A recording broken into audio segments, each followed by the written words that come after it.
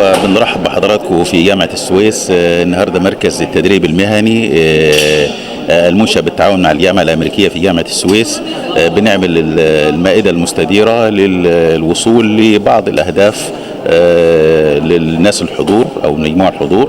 من الأهداف دي بنتعرف على آراء أصحاب الأعمال ومتخذي القرار على المهارات المطلوبة أو المهارات اللي بتوصل إليها خريج جامعة السويس، والتحديات المطلوبة من خريج جامعة السويس، وهم عايزين ايه في خريج جامعة السويس.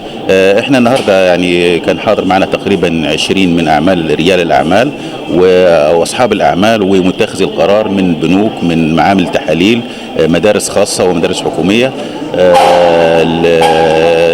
في النهاية وصلنا للخلاصة أو الكونكلوجن أو التقرير في بعض الحاجات هم طلبوها.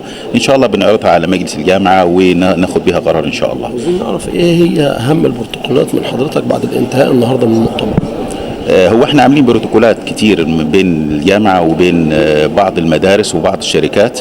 الكونكلوجن اللي وصلنا لها النهارده ان اغلب الزملاء او اغلب الناس الحاضرين طلبوا اضافه بعض المواصفات للمقررات. في بعض الشركات طلبوا إضافة مقررات كاملة. احنا عندنا في الجامعة في مقررات اختيارية، يعني الطالب بيختار مادتين تقريبا في كل سنة من السنوات الدراسية.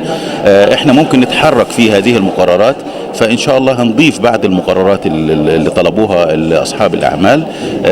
طلبوا برضو فتح قسم أو يعني في كلية هندسة قسم الهندسة البحرية، وده إن شاء الله كمشروع في جامعة السويس يعني هنتبناه، وإحنا بدأنا فيه ونتبناه إن شاء الله وهنكمله على خير إن شاء الله. توفيق والنجاح إن شاء الله. أشكرك يا دكتور. شكرا لحضرتك. شكرا.